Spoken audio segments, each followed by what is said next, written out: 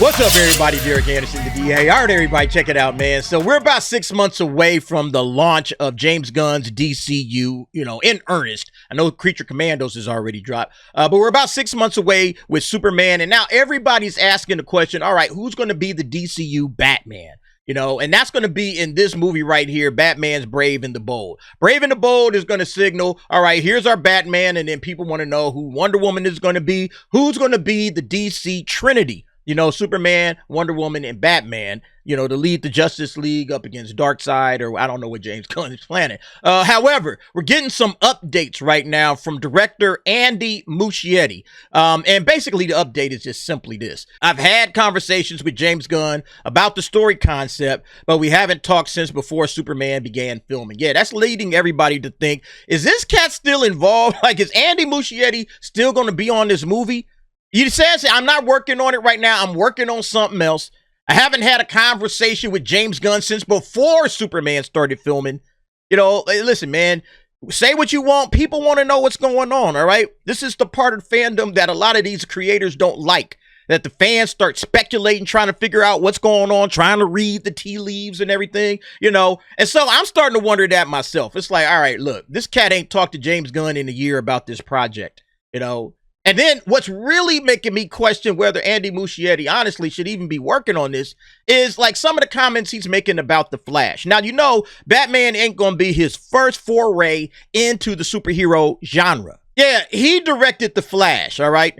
Y'all all remember how that thing did, all right? Only 108 million domestically, 271 million worldwide. Giant flop. All right. Yeah, you guys remember James Gunn said The Flash was one of the best superhero movies he'd ever seen.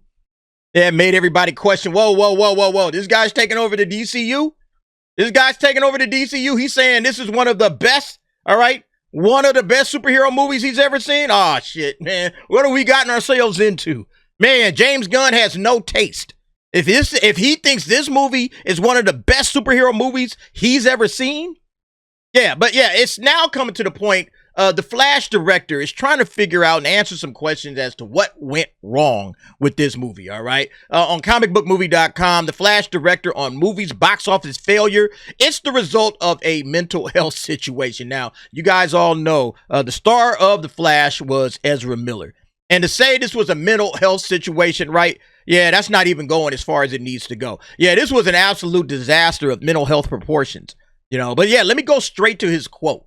Yeah, here go the quote right here. It's the result of a mental health situation, It turned out the way it turned out, let's say. I mean, they were dealing with a mental health situation. And well, when you make a movie, there are things you just can't control. One of them is when actors have a public relations crisis. They got into trouble, was arrested in Hawaii, etc., etc. I had, in general, a very good experience with them. They're a great actor, a great comedian. I was very surprised by them.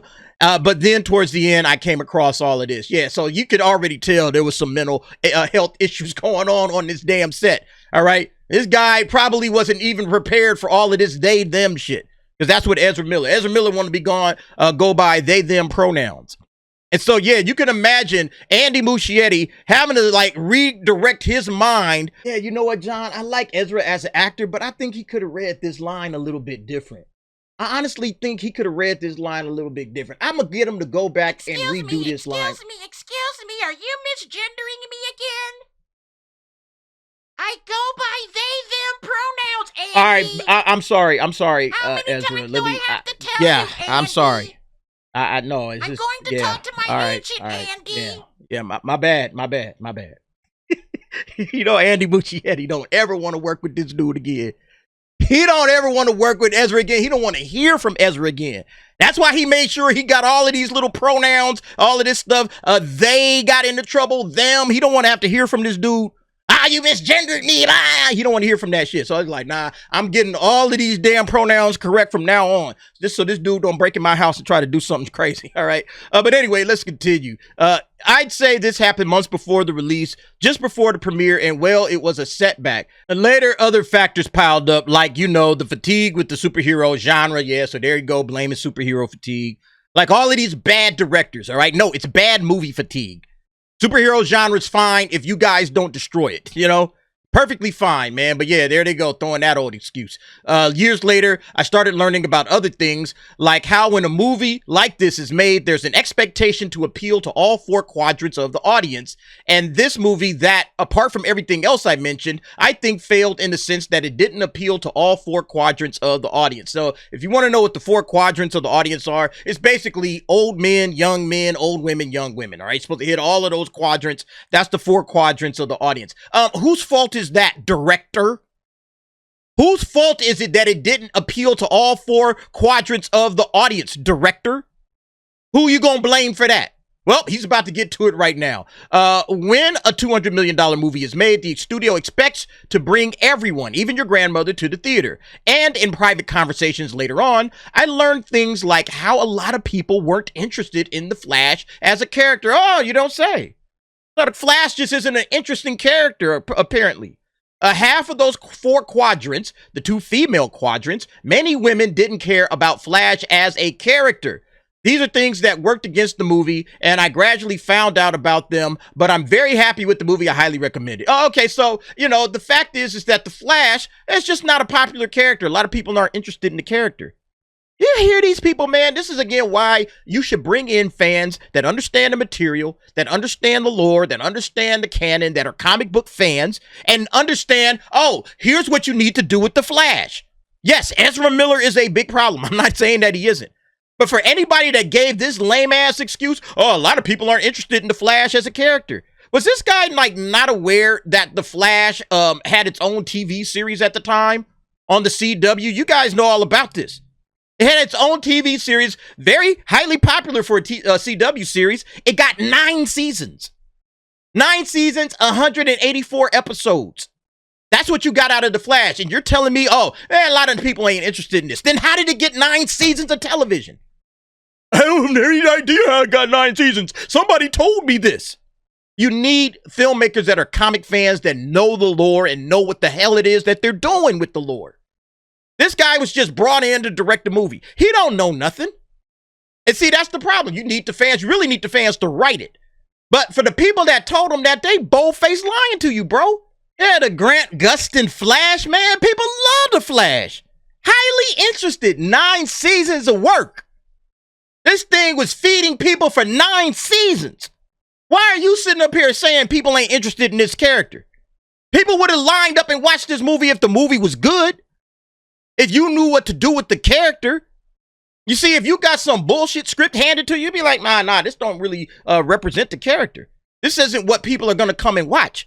You as the director are responsible for producing a great film. And look, I didn't necessarily think that the Flash script was terrible. It just wasn't interesting, all right? At the end of the day, it had a couple of moments, but it wasn't great. You know, I'm talking about Andy Muschietti's movie. You know, it just wasn't great. It was all right. So sit up here and say, well, you know, it's just women weren't interested. Man, I can't tell you how many women talked day and night about the Flash on CW. There was more women at some point talking about it than the dudes. This guy is out of his mind. But again, this is what happens when you have people that don't know anything about comics making comic book movies. That's the problem. Nowhere in here did he blame himself, his writers, the studio, nobody. He didn't blame anybody. He blamed the audience for not being interested in the character, and he blamed Ezra Miller. Well, Ezra Miller is the problem. But, you know, like, that's it. He blamed other people. Look within, sir, all right? Discussing Film basically posted this same thing up on X. Let's see what other folks are saying about it. This guy proves otherwise when it comes to nobody cares about the Flash. Exactly, man. People love Grant Gustin. People love this version of the Flash. To say that nobody cares about the Flash or people wasn't interested in the Flash, you gotta be kidding. You gotta be kidding. He is one of the members of the Justice League that everybody loves. He's funny. He's hilarious. He's like the comic relief, but he's also like superheroic. People love the Flash. I can't believe this guy got to direct this movie not understanding that. You got to understand the characters that you're about to bring to the silver screen. How was this 200 million? Look, man, I don't understand it either. I don't understand how all of this money got dropped into this garbage. Really, the writing was lazy. The story was a convoluted mess. They relied on nostalgia bait, and we got not one, but 2 Ezra Millers. But this is what you go with. I mean, that's facts. That's absolute facts, man. I know I'm in the wrong, but I like the Flash. I like the stoic Keaton's Batman return, even the Flash's weird double performance. But yes, the CGI bit the butt off of a chihuahua. Wow. Okay. Yeah, I mean, some people did like it. Some people did enjoy it. So it wasn't the bad direction, laughable cinematography, rubbish CGI, terrible versions of established characters. It wasn't the script, the interfering with the new CEO with reshoots that denigrated and changed how characters are portrayed. Yeah, it was all of that and then some, man. Look, this person's just laughing. Like, I can't believe that this dude actually came out there and said this shit, man. Yeah, people hate The Flash while 9 seasons of The Flash was airing. It's like, this guy has got to be kidding me, man.